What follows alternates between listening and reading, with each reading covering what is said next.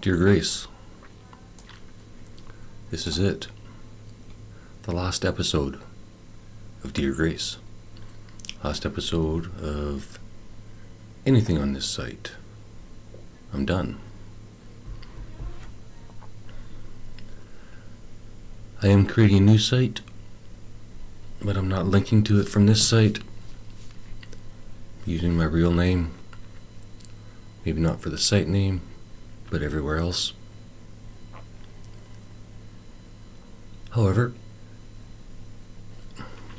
if anyone wants to listen to the new series, send an email to IamTheGod@gmail.com and either give me a reason to send you a link to the new site, your own story, or an electronic gift card for pizza. Otherwise, bugger off. I'm done with this audience, except for you, Grace. Am I clear? David Joseph, Gervais, whatever. Not trying to be dramatic, Grace. But quite frankly, the site's not working for me. And it serves no purpose anymore.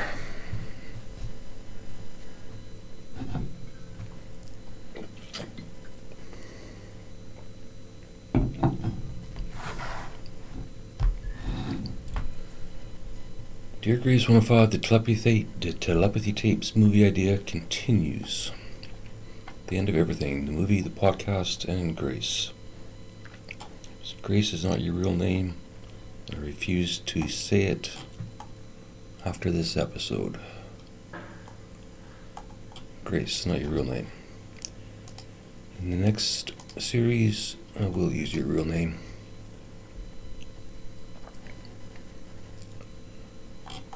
Forget where we left off in the other story, but we'll just keep going.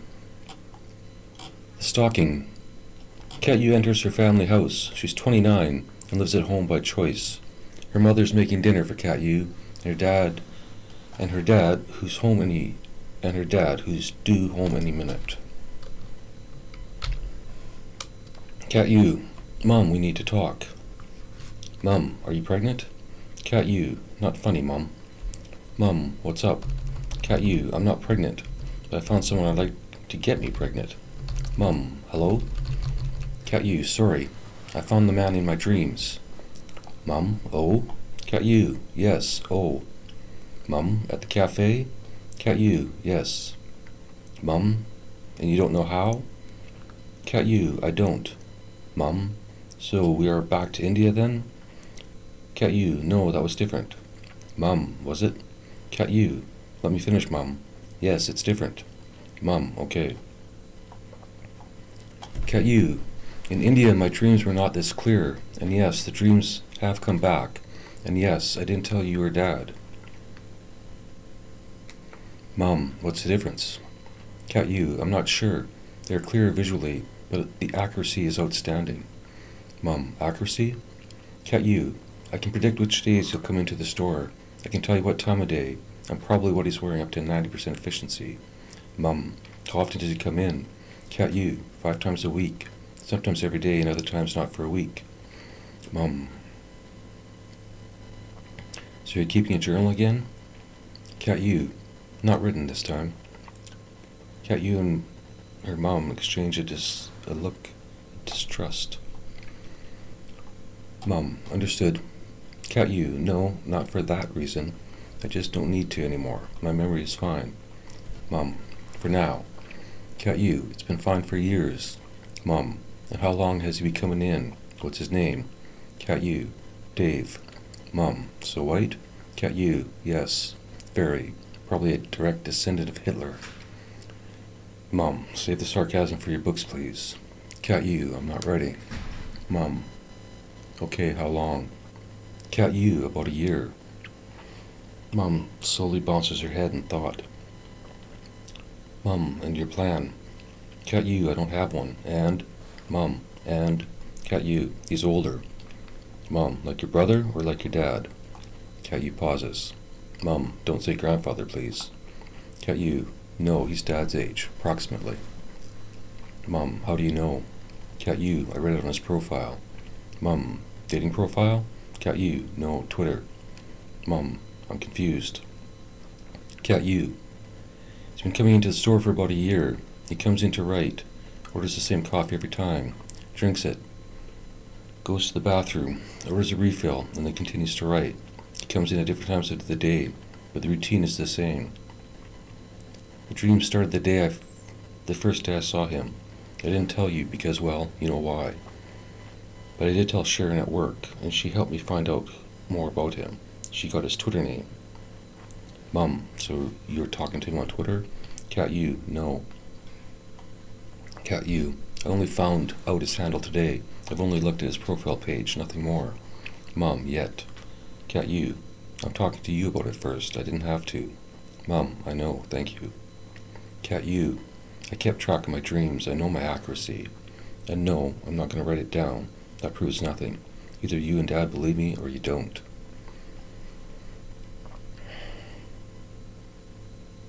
Dad enters the room. Dad, believe about? Mom, Cat's in love. Cat U, I never said I was in love. Only that I'm back in a situation I can't explain. Dad, dreams? Cat U, yes. Mom, tell him the rest. Nothing more to tell. I'm having dreams about a customer I don't know. I'm having dreams about a customer I don't know why or what it means. Dad, like before? Cat U, no. He's not attracted to me in the dreams. He does nothing more than what he does in real life. Dad, but? Cat U, but it means something, no? Mom, we've been through this. We don't know.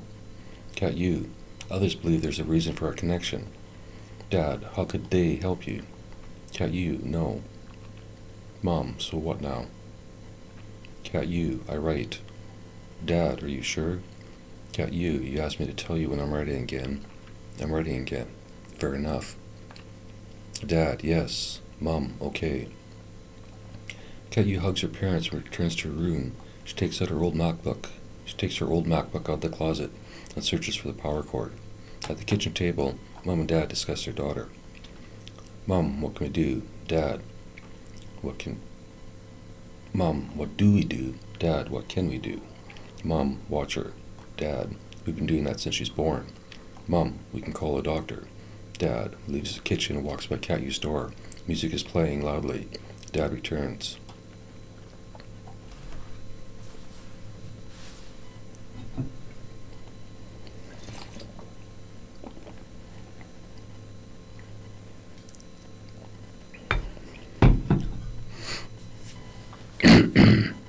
Dad, we promised we wouldn't talk to her behind her back, and I know she doesn't hold us to that, but she's smarter than any psychiatrist. We know that, and more importantly, she knows it. That's why none of them can understand her logic or her past. Mom, she's not smarter than all of them. Dad, find one who understands then. Are you going to do that for her? Go and pretend to be a psychiatrist and pretend to be her?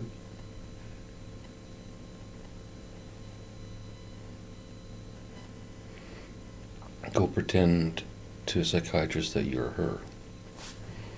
Sorry, Grace, I wasn't going to edit this, but...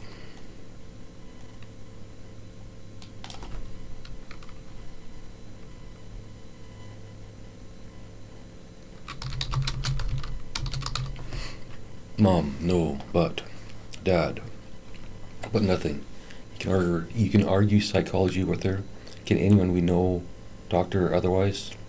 Can you argue psychology with her? Can anyone we know, doctor or otherwise? Do you know any books she's read? Mom, I haven't forgotten how she spends her nights. Dad, nor have I. And we both want her to be with someone, yes? Mom, of course, if she wants. Dad, she wrote 5 youth romance novels. I think she's wanting. I say we help her this time. None of the experts helped her last time. Agreed? Mom, they tried. Dad, yes, and could any of them understand her logic? Any?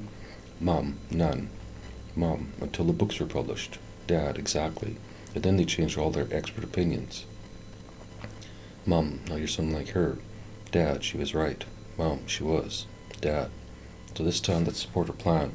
What's the worst that can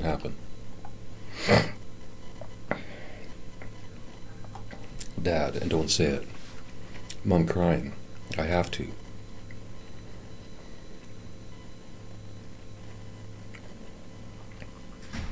I won't visit my daughter in a psych ward ever again. I can't.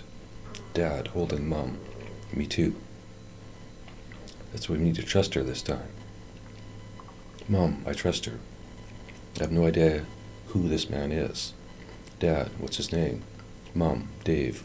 Dad, Dave what? Mom, I don't know. Dad, is Cat you? Mom, I don't know.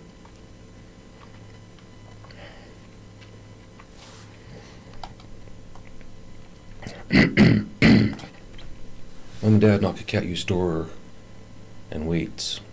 And wait. No answer. They knock again. Nothing. Mom texts Cat. Can we talk to you? Cat opens the door. Cat U, sorry I didn't hear. Mom, no problem. We just wanted to tell you that we'll help.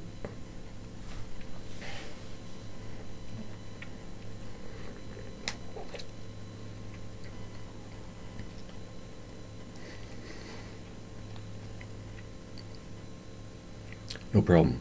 We just want to tell you that we'll help you any way you like in this process. Cat U, process? Dad, we're not going to find the right word, Cat, but we'll help you any way you like, if you like.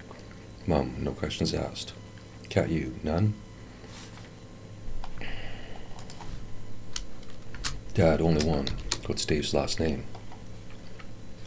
Displaying his last name, Cat U shows her parents a screen capture of Dave's Starbucks profile. Cat U, but online he uses a different name, Lewis. Mom, why? Cat U, I just started reading his past tweets. He likes comedy, so I guess it has something to do with Jerry Lewis. Cat U teasing. You two remember him, yes? Dad, funny, but yes, we remember.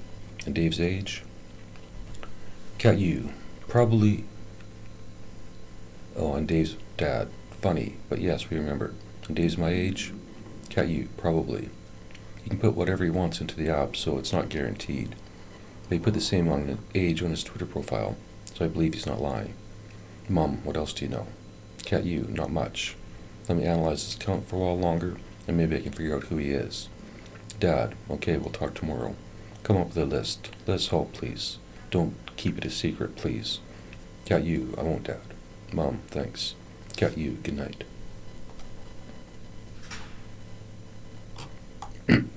The next day, David wakes up, looks at the bottle on his desk, but ignores it. David, Barb? David, Barb?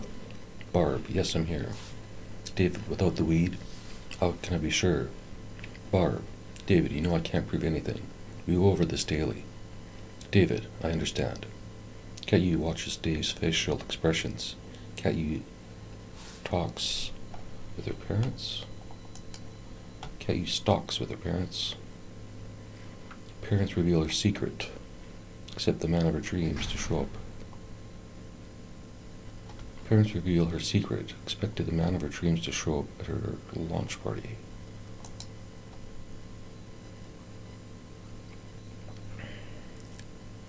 The next day, David wakes up, reaches for the bottle, takes 10, returns to sleep. An hour later.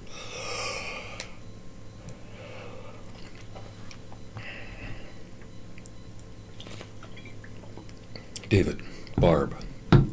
Barb, good morning. David, hi. I think I have a concept for the house jokes. Barb, what? David, gaslighting.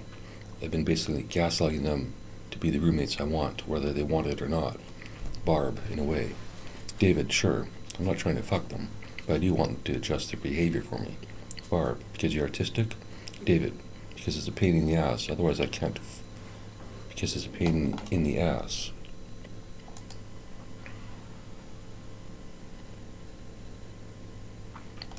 Pain in the ass otherwise, and I can't afford to move somewhere else. Or anywhere else. And David, and because I have some autistic behaviors but everyone does. Barb, not me. David, everyone who is alive falls somewhere in the spectrum. Is that better, Barb? Barb, better, Barb, baby. 3 B's, David. David, I almost dropped the ass wipe in the toilet bowl again last night. Barb, was it full or empty? David, full to number 2. Barb, shit. David, exactly. I caught it in time, but that would have been a bitch to clean up. Can't flush a roll. Barb, be careful. Be more careful next time. David, thanks for the logical advice. Barb, grumpy. David, no more than usual. Barb, plan for the day? David, not sure. Barb, may I make a suggestion? David, are you allowed to? Barb, yes. David, please. Barb. Train station. David has an interaction with security at the New West station. An older lady is forced to urinate on a bench, and there are no fucking washrooms. Barb, do you feel better? David, I feel awake. Barb, you're ready for a fight. David, I'm not ready for bullshit. And yes, I have to raise my voice or stand in front of the guards like that. But I did it. And it felt good, and I'll do it again. Barb, things you should have said? David, if you want to call the cops on everyone urinating at their shops in New West, they might as well just set up their office there. She's already embarrassed, and I'll leave her alone. Don't piss me off, motherfucker. I'm one mean son of a bitch. Barb, David. David, yes. Barb, can I say something? David, go ahead. Barb, you already know what I'm going to say, but I'll say it anyway. Thank you for protecting a stranger as aggressively as you would your wife. David, you're welcome. Barb, I love you, David. David, I love you too, and thanks for not stepping in. Barb, I'm a silent observer, remember? David, we don't know what we are. Maybe we are the creator of the Matrix. Barb, maybe I am the Matrix. David, no thanks. Barb, why then no possibility of sex? You don't think the creator of the Matrix could help slip into a VR suit and fuck you up? David, fuck me up? Barb, how long have we talked for, David?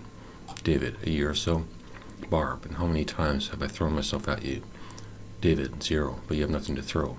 Barb, I could place pornographic thoughts into your mind, if I wanted to. But what good does that do me or you? David, save me watching porn. Barb, you still watch porn? You'd probably ask me to comment on it. Commentate? Commentate? Oh, commentate on it. David, you can do that? Barb, David, focus. Thank you for earlier. David, I heard. Our connection is fine. Barb, no more pretending you can't hear me. David waits. David waits. David waits. Barb, how about the dual autism jokes? David, low blow. Barb, I learned from the best. David, thank you. For once you recognize my greatness. Barb, absolutely, Captain. David, I told you I'm not the captain. I'm Data, and you are Commander Cleavage. Barb, what if I wake up and I'm young, hot and horny, but flat? Deal breaker? David, fake it for the outfit. I don't know any handfuls to get lost in. Just the fantasy. Barb, what if I'm a dude? David, Barb, why do you ruin it? Barb, maybe you're gay, David. David, maybe you are, and then pretending. Never mind, we've done this one before. Barb, I hope I'm dead, David. David, why? Barb, then maybe one day this will stop, and I can move on, and you can move forward. David, what if this is just the beginning? Barb, leading to what, where, and how, who, why? David, you sure you're not a reporter from the 50s? Barb, I'm sure. I'll move forward and I'm ready with or without you. Barb, but. David, but I prefer to solve for X. Barb, fair enough. Want to watch a movie, or podcast, or write, or... David, solve for X, Barb. Barb, or play with yourself. David, while you watch? Barb, you know it doesn't work that way. It's the Rick and Morty paradox. David, which is? Barb, the moment you're naked, I can't communicate with you. David, but that's not true. We talk in the shower all the time. Barb, I understand, but in theory it makes sense. David, our entire relationship is in theory. Barb, relationship? Dave? David? Friendship? Barb, friends until I figure out if I have a body of some sort. David, fair enough. Barb, which means we need to talk about Cat U. When are you going back to see her? David, I will go back there to write as soon as I feel I have the energy to walk across the bridge. Barb, still too tired? David, I can make it there by bus, but I think I should be able to walk a mile or two without needing a nap. Barb, you are an old man. David, I don't feel old, and yes, but at least I feel. Barb, and I don't have any emotions like that, David. You can't hurt my feelings directly by reminding me I am nothing but a voice in your head. David, are you sure? You don't sense sadness, tears? Barb, I sense when you're sad or cry, but I'm not sure I'm experiencing your emotions or my emotions through you, if that makes sense. David, nothing makes sense. Nothing. Except you, Barb. I think you make sense, or you will. You have to admit it's a long way from the psych ward. Barb, do you want to go there today, David? Worry about it? David, no. I think we should go.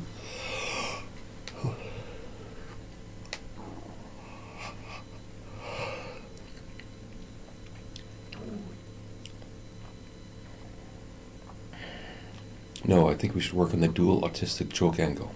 See if anything develops. Barb, what's the premise? David, both my wife and I are autistic, but different things bother us. So combined, we are a little fucked up. Barb, who's your wife? Cat you? David, or you, if you're real. Barb, you'll only do honest jokes, correct? About real life? So how would you explain me then? Autistic voice in your head? Pretending to be your wife? David, no, that's too much. Either I'll have to pretend to be married, which yes, is hacky, or go another route and have you as an autistic psycho wife.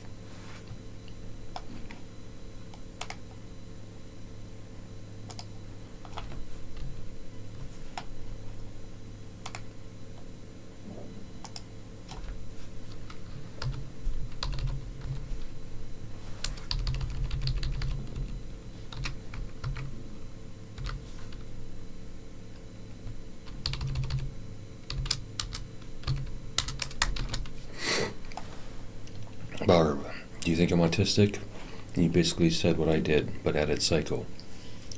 David, no, you're right. I don't need anything more than a voice in my head who thinks she's my wife, which is what you believe, correct? Barb, I don't think I'm your wife, but yes, obviously I'm a voice in your head. David, I wish this was obvious. Imagine how simple that would make all of this. Barb, I do. What if I'm a genie in a bottle? You remember that show, yes, David? David, no, that was before I liked blondes. Barb, don't try and lie to me, David. I know your type, to a T, or to a double T. David, what's a double T? Barb, you know. I thought you could read my mind. David, sometimes. Double T? Barb, totally transparent. David, a ghost? Barb, some flavor exotic and unable to lie to you. David, true. But I wouldn't turn down a hot blonde right about now, though. Barb, nor would I stop you. David, but you won't Cyrano for me? Barb, I'm not sure I can. The moment you're around a pretty girl, you forget about me instantly. David, not instantly. Barb, David, we've been in long discussions on the bench when some hottie prances in front of you in leggings and you forget about me and the conversation. It's like you black out. David, it's like when you see a baby and start telling me about all the children you want, if possible. Barb, true. But I'm talking to you. When you see pretty, I don't exist until she's out of your eyesight.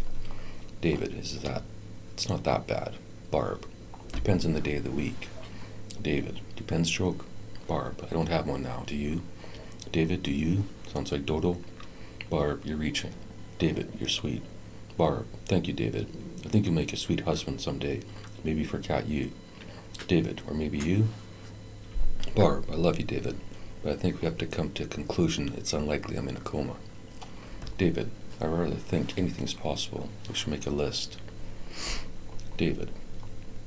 Number 1, David is nuts. Number 2, David is crazy. Number 3, David is schizophrenic and doesn't know how to spell it. Barb. Barb is a figment of David's imagination. Barb is in a coma. Barb is dead. Barb is an alien controlling Dave's mind. David, oh, I like number 4. Barb, why?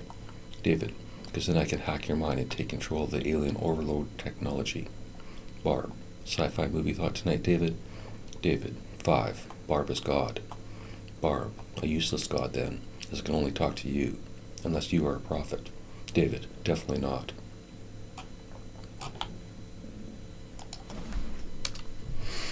I guess I was going to have a scene about Tony questions. I have no idea what that is. I have no idea what Barb Performs is, and I don't have no idea why it says the end. But I guess that is...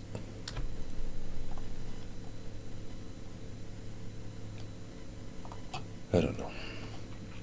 Obviously not a professional movie outline writer, and I don't give a fuck anymore. The end.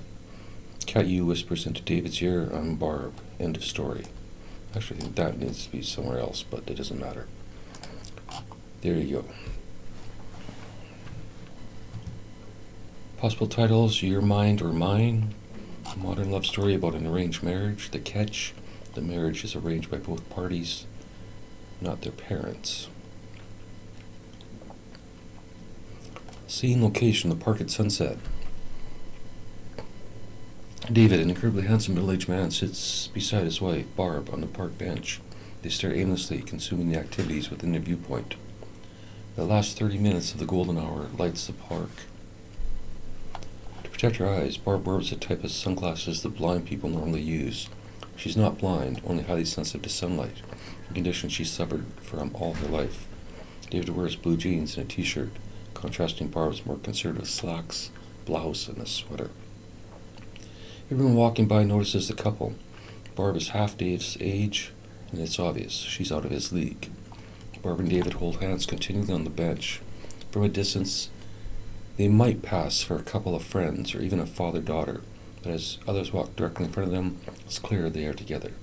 Why is anyone's guess? Barb blushes. She knows what they are thinking. What's she doing with that old guy? He must be rich. David, you'll get used to it. Barb, used to what? David, the looks. Barb, I didn't notice. David, lie. Why did you blush? Barb, ignoring the statement. I'm not embarrassed to be with you. Maybe this is movie number 2, Grace. I'm missing something here, but I'll keep reading. David, I never said you were. You blushed. You're embarrassed about something. Barb, I'm not embarrassed. I'm tired of having the same how did we two meet conversation. David, we knew it could happen. Barb, I know. David, we agreed on the story. Barb, I know. David, we could go back to my preferred story. Barb, I'm not going to pretend to be a mail order bride from India who can't speak English. Like you, I enjoy talking to people. I just can't do the preamble anymore. David, now you see why I'm mute sometimes. It's easier with all the aspects of life, not only the interested people who walk by. Barb, I'm not going to pretend to be mute, pretend to be anything. You do as you please. David, we can still do t-shirts. Yes, I'm rich. Pretty much answers their question. Barb, but you're not rich, I am. David, your family is. Barb, because of me. David, fine. Lend me some money for a new camera. Barb, make some cash with your existing cameras. David, how until I can walk normally? I'm at your mercy. Barb, spare me the dramatics. I'm the better actor. David, not actress. Barb, shut up. David, I love you too. Barb, please shut up.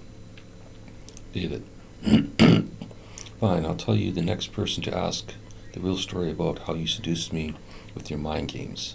Gaslit me to the moon and back. Fed me antipsychotic medication, or you kept me tied to a bed against my will. How I tried to escape from your prison cell, how you brainwashed me, how everything. I'll tell them the whole fucking truth. Barb, settle down, Andres.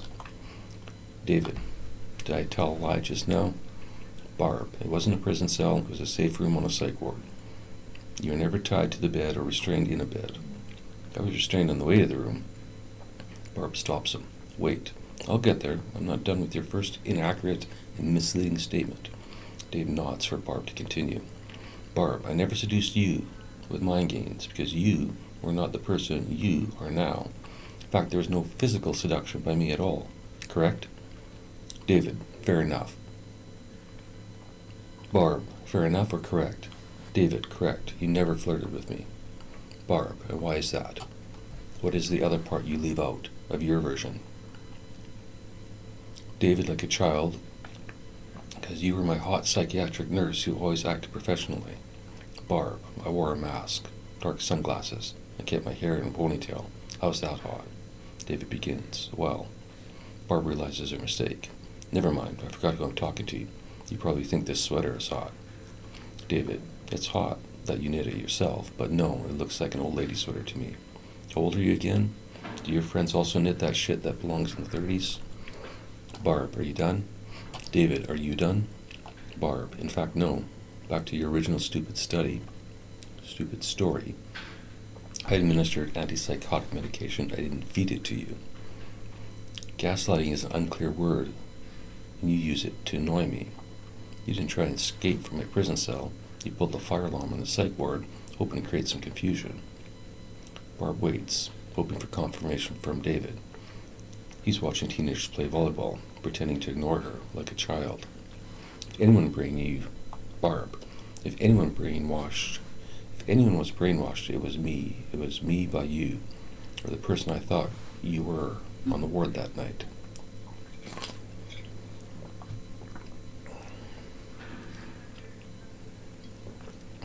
Barb. And finally, yes, you were escorted by 5 security guards to the quiet room, but you were never restrained the entire time at the hospital, no matter what you remember. Do I need to? David cuts her off before she can say, show you the medical records? That wasn't a quiet room, it was a fucking prison cell. In his head, David closes his eyes and tries to forget the time in the quiet room. In her head, Barb plays back the CCTV footage of David locked in the room before he was David.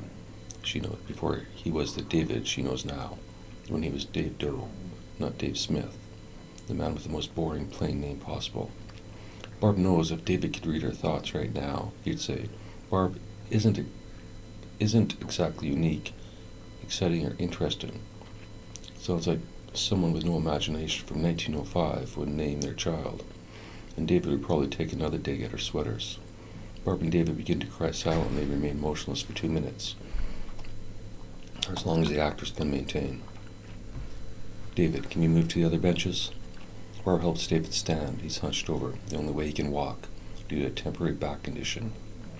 On the other side of the park, Barb's parents, who's been sitting on a different bench, watching the couple get up and walk toward Barb and David. They meet in the middle, say hi, and proceed to swap benches.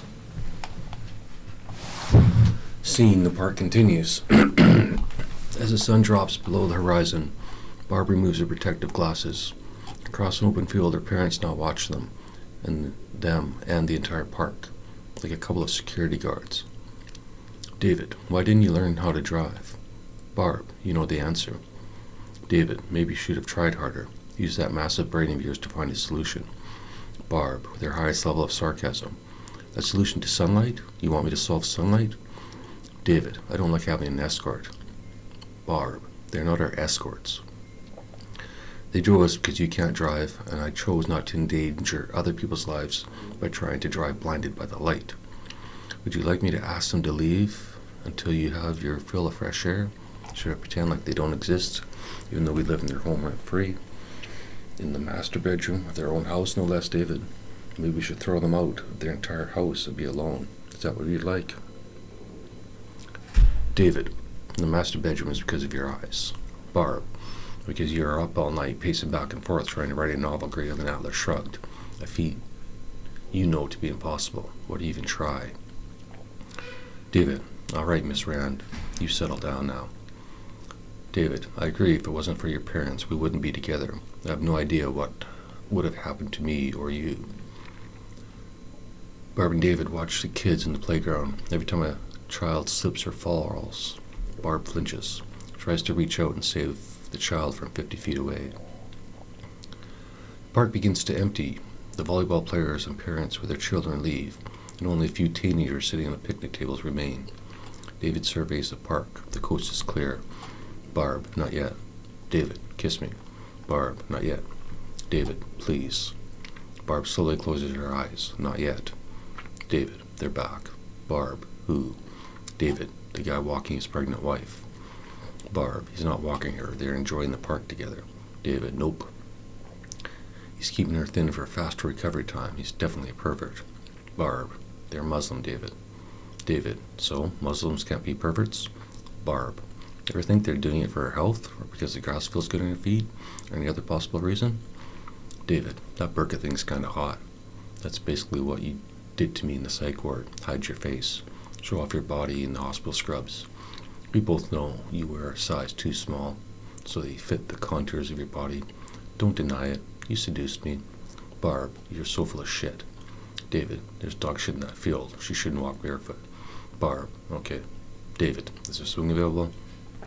Barb, not yet. David, how many times have we sat on this bench? Barb, maybe 30.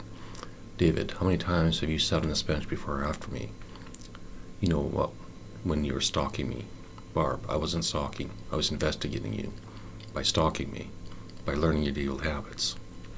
David, and how does that help your investigation? Barb, puts me in your frame of mind. David, fine. Two brothers play,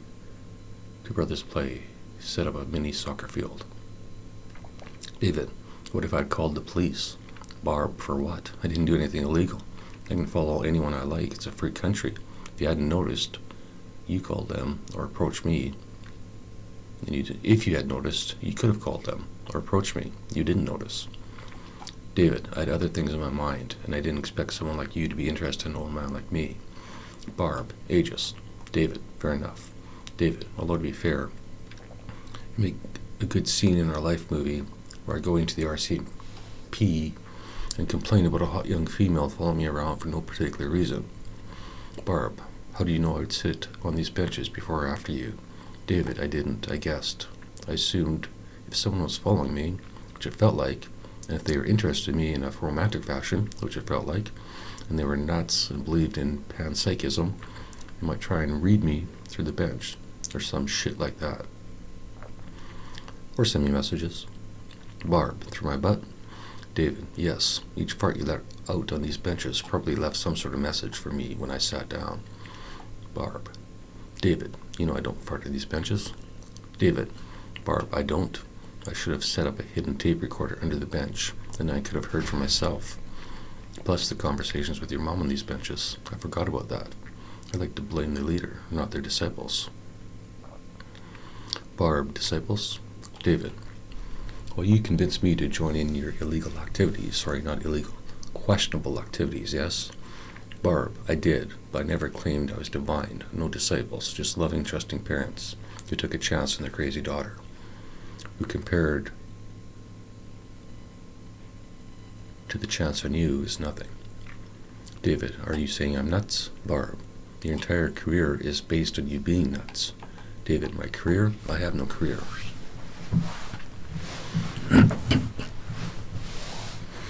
Only one of us is a published writer, and it's not me. I have no career. I have no opportunity. Barb, relax. David, unable to turn around and check for himself. Is the swing free? Barb, almost. One teenager is in the playground. David, teenagers don't give a shit what we do. Let's go. Barb, not yet. David, it's funny how close you are to a teenager, isn't it, Barb? Barb, hilarious. Never gets old, unlike you. David, I'm going to reverse age myself just for you, Barb. I'll do whatever it takes to look somewhere near your age and beauty. Just name it. I'll do it for you. Barb, fix your back and then we'll worry about it. David, it's close. Let's go. I can't wait any longer.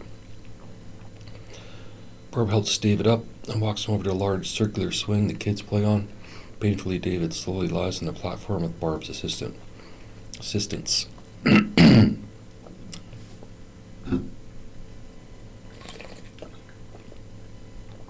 David, thank you. Barb, ready. David, yep.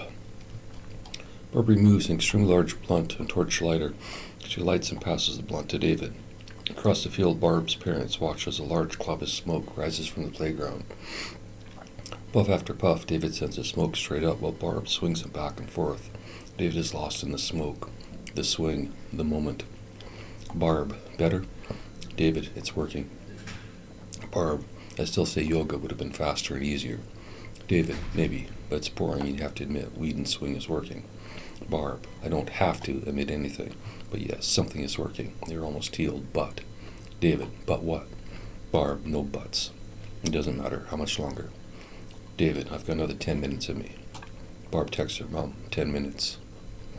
Barb's mom returns to the vehicle while her dad slowly walks over to the playground to help Barb extract David from the swing. The clouds of smoke continue to rise. I just realized, Grace, that this really shouldn't be Barb anymore. This should be Cat U, but fuck it, I don't give a shit anymore. Like I say, I'm done. Barb, are you purposely trying to make smoke signals? Are you trying to attract attention to the police? David, it's legal. Barb, not in a children's park. David, whatever. Let them find me. I don't give a shit. Barb, because I'm the one who'll be playing? David, no, I'll pay if they catch me. I'll go collect bottles or something. Barb, sure. David, you know it's temporary. I will eventually outright you. Barb, I'm sure you will. Maybe. David, maybe. Barb, nothing is written in stone, David. Yes, your first story will outsell my current novels, but you forget. You only tell half our story. I own the other half. David, I understand. It's in your best interest to let me publish first, yes? Barb, we decided it's in our best interest for you to go first, yes? David, agreed. Don't put air quotes around your novels. You and I both know they are much more than a youth series. And if anyone, or should I say when someone makes the link between your series and my story, then what? Barb, then you'll be happy I published the series under a fake name, untraceable to me. David, well, not untraceable, but difficult, yes. You did an excellent job of hiding your identity and funneling all the profits to your parents. Barb, thank you. David, but we will get caught one day. Barb, I know. David, I'm done. Barb, good. Dad's here. Barb and Dad help David out of the swing. His pain has subsided, but he's dizzy from the swing and needs assistance. They take him to the vehicle, stretch him out in the back seat, feet up on Barb. They drive back to the parents' house, built on Barb's novel money. Scene location, a comedy club. Time, 5 years later. Barb and Dave sit in the back of a comedy club. The crowd is vibrant. The comedians are killing. Dave is up next. Dave stares into Barb's eyes as she combs his hair forward, removing any curl or wave from his hair, giving him a bowl cut effect. He looks like an idiot. He's ready. Dave's name is called, but he waits a second. His eyes are still locked with Barb, like he needs her permission to leave, to work, to perform. She blinks, granting permission, and they both get up, Dave onto the stage and Barb out the back door of the club into the alley, where she spends all of Dave's performances. The only part she hears is, "Hi, I'm Dave. I'm a born-again autistic." Barb lights a spliff. She hears laughter through the door.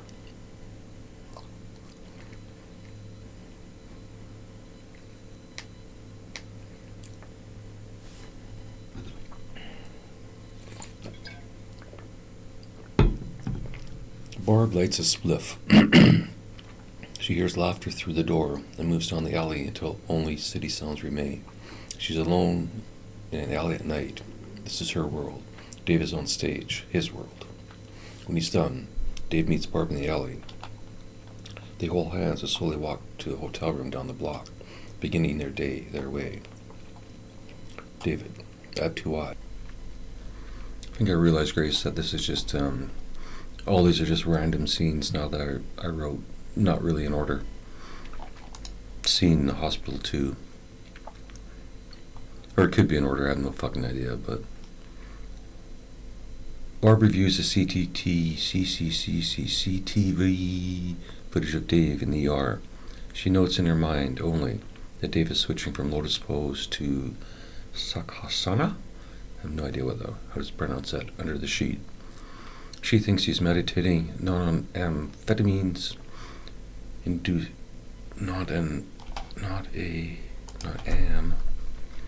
She thinks he's meditating not on an amphetamine-induced catatonic state. However, she knows to keep this observation to herself. She's a respected nurse, but only because she keeps her mouth shut around the doctors. She plays the game, but for her purpose, not theirs. Dave is the new purpose. Dave is the... what the fuck? Dave is her new purpose, the clue she's been searching for, the answer to her constant dream. Bob returns to the ward. Dave checks Dave's history of blood pressure and pulse throughout the day and heads to his room.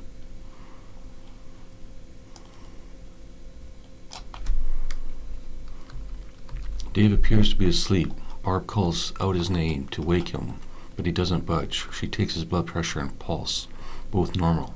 The machine records the results. Barb adds no additional notes. Barb is conscious of all her actions. When she entered the room, how long she's been there, when it would seem suspicious if she has nothing to report. Nobody is specifically watching her other than the cameras in the hallway, but she's cautious and doesn't know why. All the rooms in the ward are single occupancy with private bathroom. There are no direct cameras in the room, but the hall camera does catch anything bedside. Wary but not feeling watched, Barb opens the wardrobe on the other side of the room and inspects Dave's clothes. Dirty old jeans with a hole in the side of the seam, a t-shirt that says Dad's favorite things, and nothing else. No shoes, no underwear, no socks. Everything typical for a meth head. Nothing special. On a hunch, Barb opens the bathroom door. Maybe he's left something in there. Whatever she's looking for, she'll know it when she sees it. She forgets the bathroom light is automatic and is now shining directly on Dave. She freezes, expecting him to open his eyes. He does not. Barb inspects the washroom. It contains nothing, not even a toothbrush.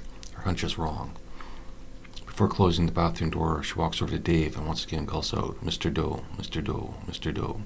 Dave breathes but doesn't move. Barb stares at Dave's face. It's tired, sad, lonely.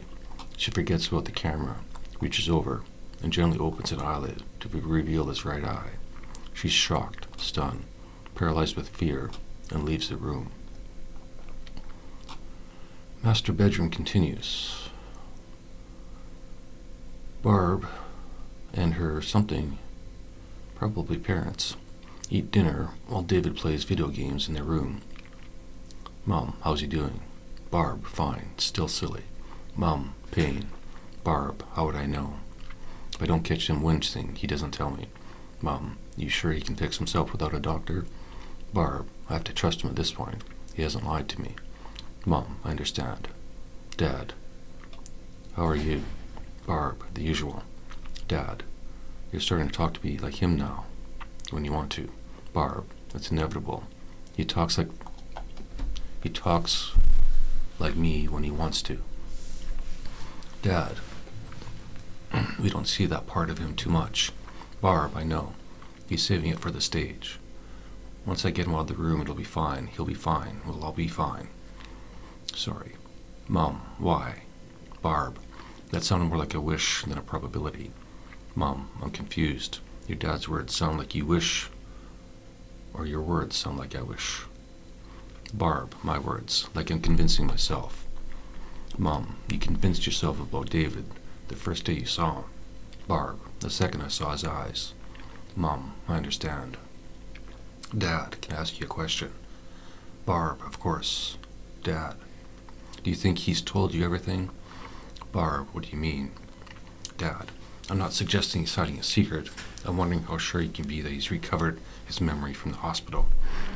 Barb, I can't, and I don't care at this point.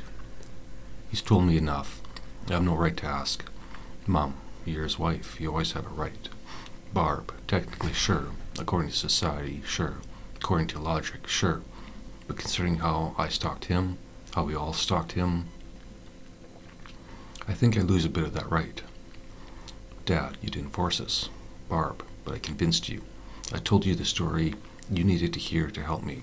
I manipulated you because I know both of you. I know what you needed to hear to help me. I mentally forced you. Mom.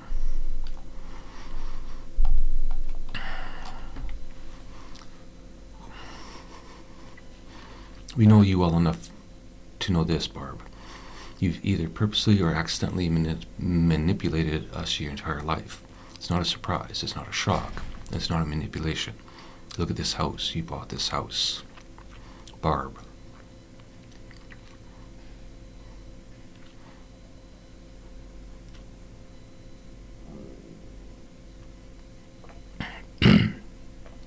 Barb, I don't give a shit about this house. Dad, I know. But it all worked out. You were right about who he is. You're safe. He's safe. We're safe. It's all good. One more step. Barb, babies? Mom, no, not babies. That's your obsession, no matter how much you try. And push that back onto us. Barb, you like grandkids a lot. Dad, we like all kids a lot. Barb. David not only thinks we'll have twins, he's sure there will be a boy and a girl. And androgynous from the head up. Head up? Neck up. Identically head twins is what he wants to call them. Identical head twins is what he wants to call them. Tell you, Grace, I definitely do not remember writing that, because that's pretty fucking funny. And I would have remembered it. Mom, tentatively. And you think? Barb, I think he's nuts, but I don't care. Mom, you don't have to get pregnant right away. You could let us back heal. Barb, he insists, regardless of the pain, and he knows when I'm ovulating, or ovulating. I can't hide it. I swear he can smell my hormones. Dad, any more thoughts about India? Barb, he wants to go. I don't think we're ready. He needs to finish writing his book before we go. Dad, he thinks he'll be able to write and travel? Barb, oh, he'll be able to write and travel, but he can't travel before he writes out his past, if that makes sense. Dad, it does. Is he writing now? Barb, probably playing video games, but I did hear him last night in the tub dictating, so he's doing something. That could just be him practicing stand-up. Mom, I guess you can't ask him? Barb, not really.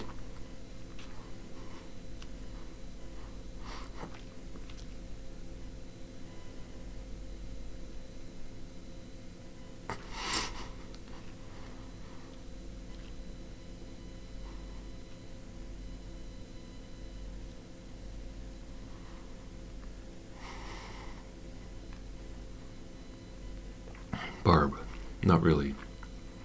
He forgave me once. Twice would be a stretch. Mom, well, we know it's about how much he loves you. What more really matters? He waited for you. So I guess now you wait for him. Barb, I guess. Barb fills a bowl of rice and dribbles some soy sauce over the top. She gets up to deliver the food. Barb, good night. Mom and Dad, good night. Barb returns to her bedroom, now their bedroom, but still decorated by a 29-year-old woman. David doesn't care about the bedroom or the house. Barb, here you go. David, thanks. How are your folks? Barb, fine. Wondering about your back.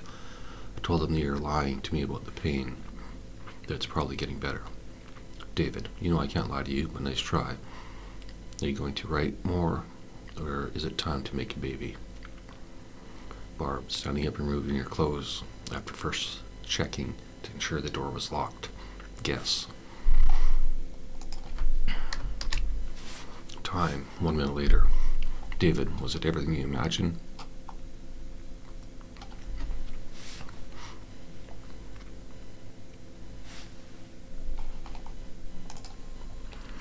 Barb, as she sits in the recliner upside down with her legs in the air.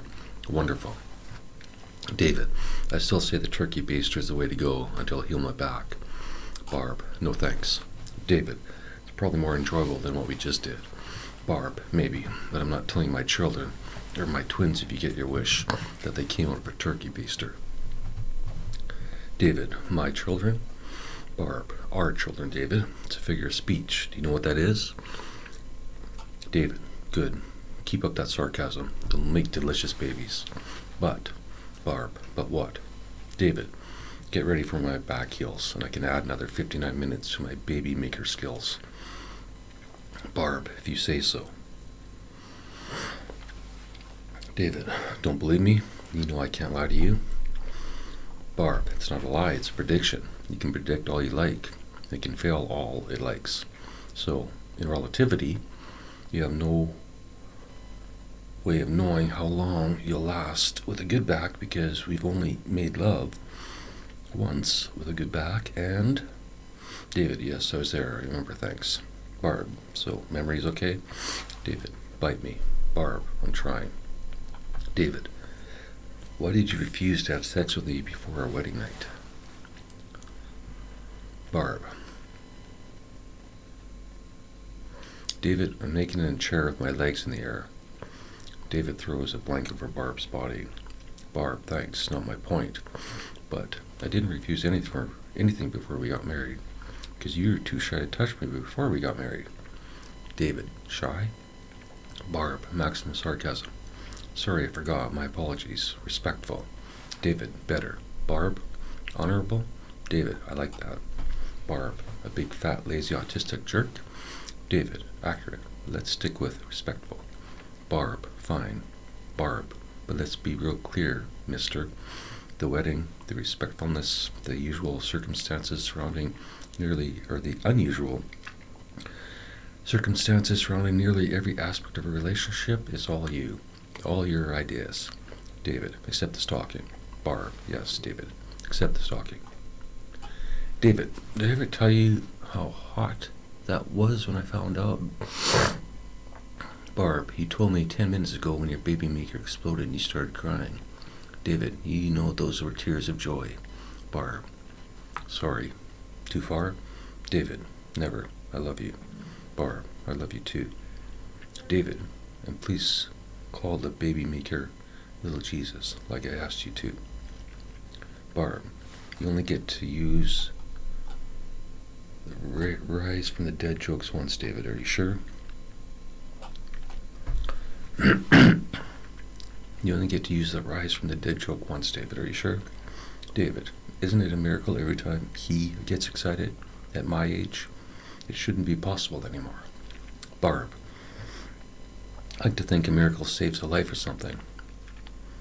And you are not that old. David, make a life save a life? I'm older than your dad, in case you forgot. Barb, we could wait another month, you know. And I didn't forget your fancy years. You are older than my mom, too, don't forget. David, your dad is the funnier joke, though. David, we talked about this for over a year. We both wake up dreaming about children and traveling. The time is now. My back can handle a minute of two pain. I'll take all the physical pain, I don't care. The mental pain is over. The part I couldn't stand. The part that almost put me back in your psych ward. Barb, it wasn't mine. David, it was to me. Barb, okay. David, do we need to go over this again? Barb, if you're okay with physical pain, maybe we do. David,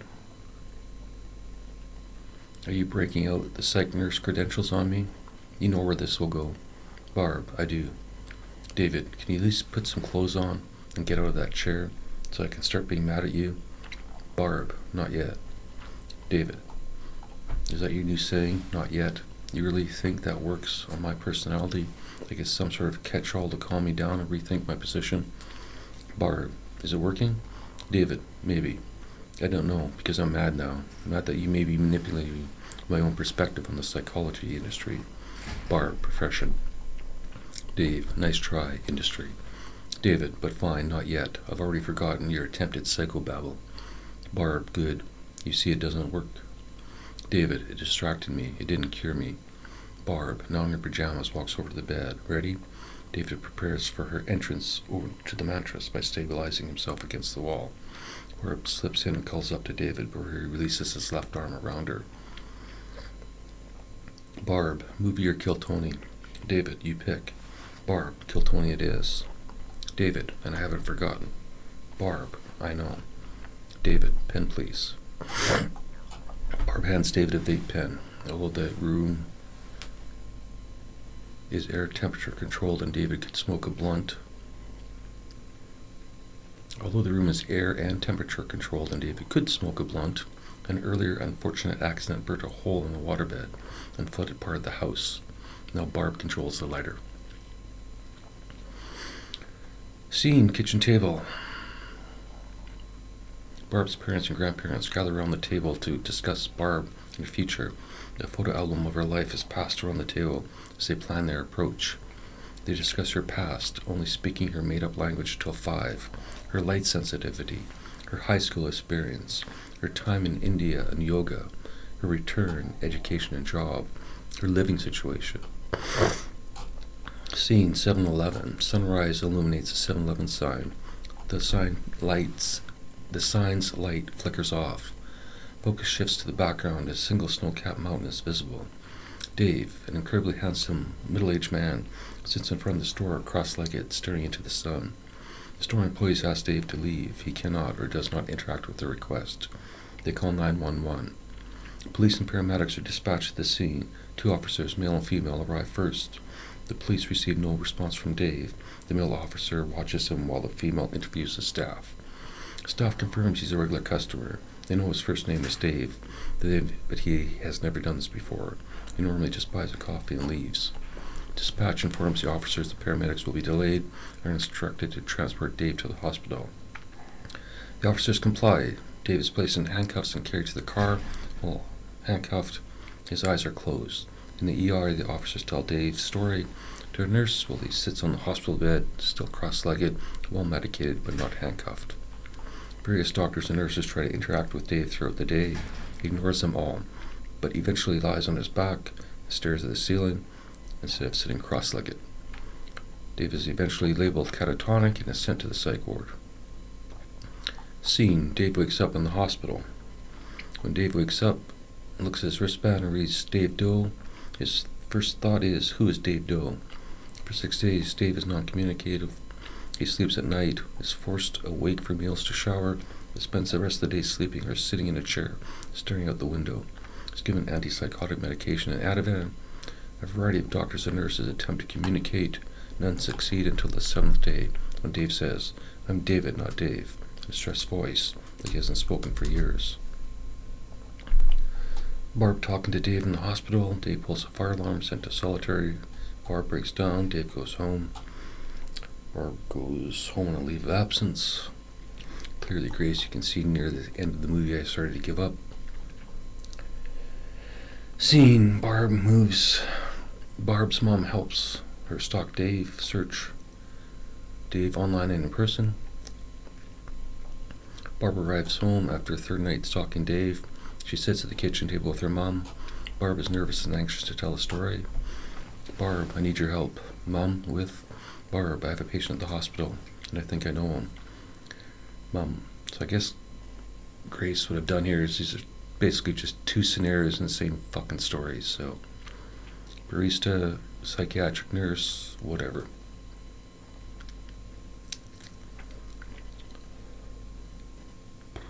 How and why is that a problem? Barb, from another life. Mom, oh, okay, but you don't believe in reincarnation, adamantly. Barb, I know, but something happened. Mom, waiting for Barb. Barb, I looked into his eye the first night. Well, technically only one eye. Mom looks confused. Barb, ignore that. It's not important. What matters is when I saw his eye, I had a flashback to another life. When I came home after my shift and fell asleep, that's all I could dream about. Mom, his eyes? Barb, no, this other life. I was living this other reality with him. Earth, but not modern. I can't tell the year because I can't remember specifics. But if I was to guess, late 1800s, early 1900s, I'm not sure, maybe earlier. The dreams are not specific, but they are lucid. Mom, lucid how? Barb, lucid as in clear as day, pardon the pun. As if he was sitting across the table talking to me right now. I remember everything, the entire conversation. Mom, did you write it down? Barb gives her mom the eye. Mom, sorry, of course you did. I forget sometimes. Barb, it's okay. You can read it if you like. It sounds like a conversation in a novel, like we were writing our words before speaking them. But in the dreams, it was a natural conversation, like we've been married for over 1 million years. Mom, married? Barb, yes. Mom, children? Barb, I'm not sure. The dream didn't last that long. It's the clarity of the dream that confused me, the reality. Mom, so why reincarnation? Isn't it just a dream? Barb, yes, I guess. But wait, you believe in reincarnation? Mom, yes, and you don't. So why now? One dream, now you believe? I don't believe you. Barb, I know. It's not that I believe. I haven't any other explanation for this dream. Why? I'm not saying it's definitely reincarnation. I'm saying I want to find out what it is. Or if it is not, then it isn't what the fuck it is. Barb, sorry, Mom.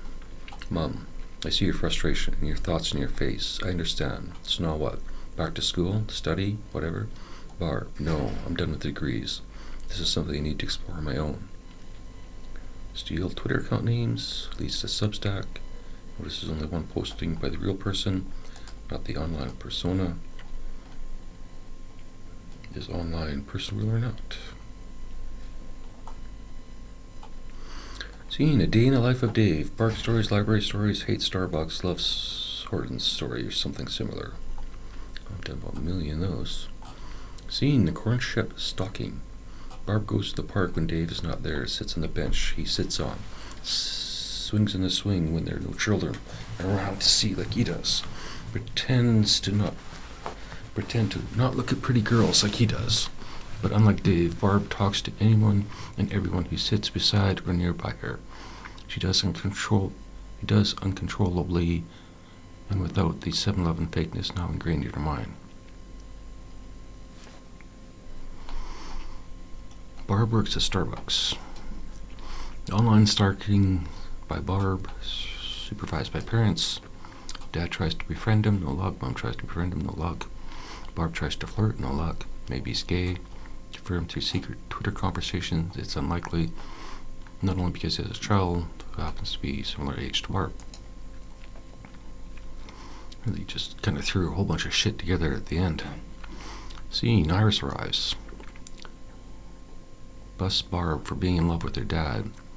She's seen her mom and others fall in love and out of love with him on a regular basis throughout her life. Informs her dad, who's clueless. Goes to 7-Eleven and gives the family her dad website and one suggestion: comment on his work, but tell him the truth. If you don't, he'll know. A lot of weird shit at the end of this one. Scene, at the risk of losing her position at the hospital and going to jail, Barb confesses to stalking to Iris.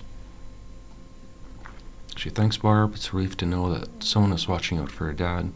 Iris sees it as a nurse going above and beyond duty, not a crazy stalker. When Iris finds out the family all work at 7-Eleven, she bursts out in laughter. To her, it's a funny story her dad would love, if he knew. Iris assures the family her dad would never press charges. She assures them he's nothing more than an autistic senior, content to live his life on his own until a better situation arrives.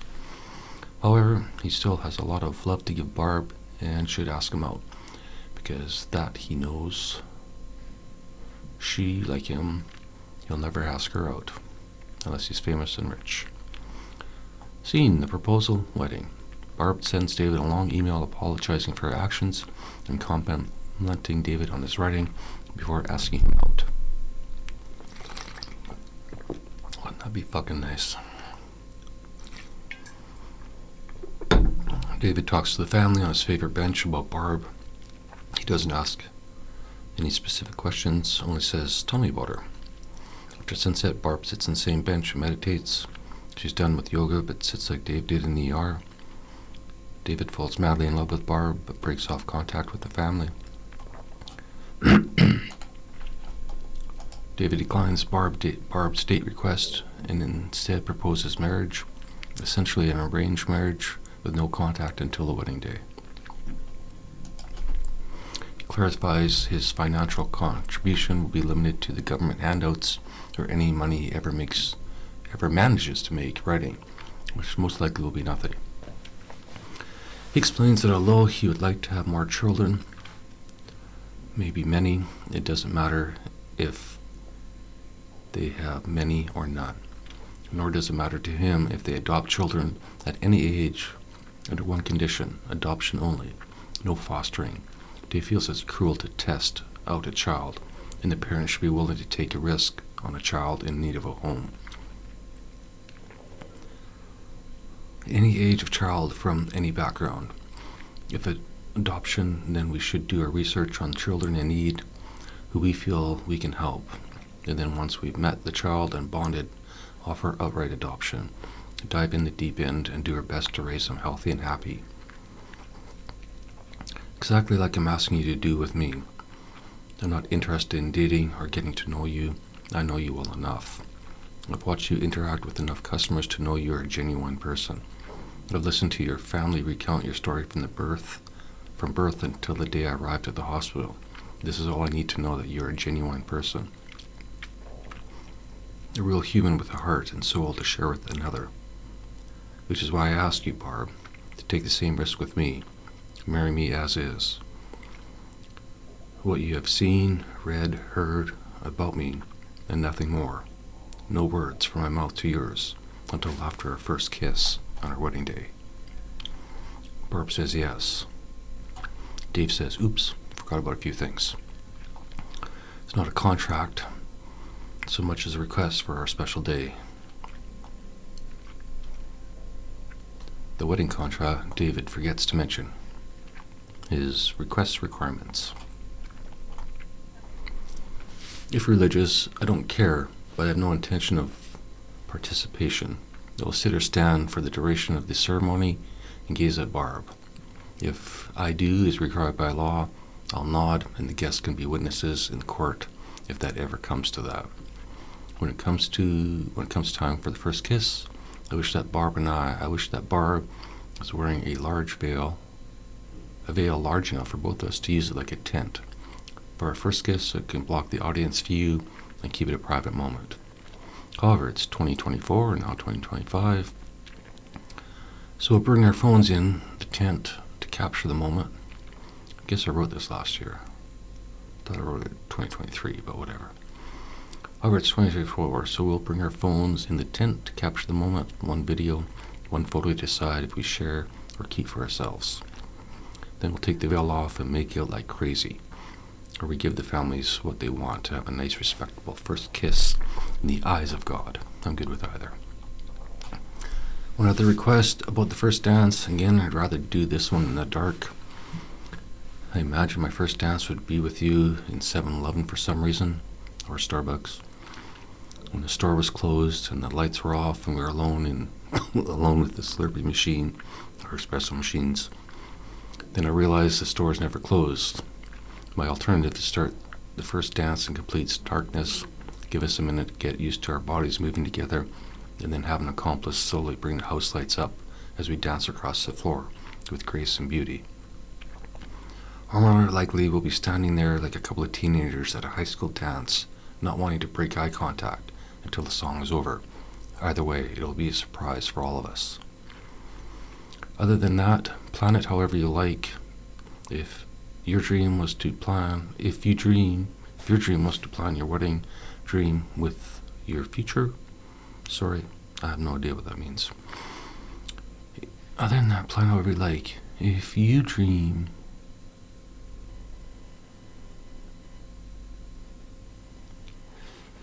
I'm also okay with the courthouse and no kiss until we're alone in a room together. If you agree, send me a handwritten invitation with the time, place. Also, I can't afford a suit, so if you don't want me to show up in my North Face hoodie, find a way to get me one. You can pick it out, I don't care what I wear.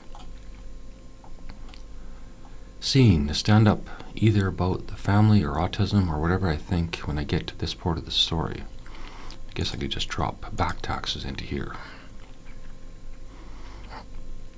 Well, let's begin with the elephant room. My new wife, Barb. Yes, I just called a beautiful woman I've never spoken to verbally an elephant in the room in front of all her family and friends. However, as everyone in this room has known for years, Barb understands me better than I understand me. I'm not nothing without Barb, but with her, I'm myself. I'm comfortable with who I am. And luckily, at least half of this room believes elephants are a symbol of loyalty, power, wisdom, and fertility. I couldn't agree more. And if anyone in this room thinks Barb looks like an elephant, we'll have words after the speech. In my mind, or in our mind, I've called Barb every name in the book, both good and bad. The end.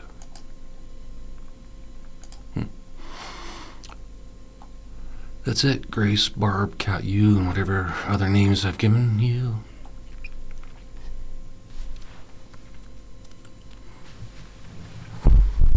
It's the end of the movie idea. It's the end of the podcast. It's the end of Dave Gervais. It's the end.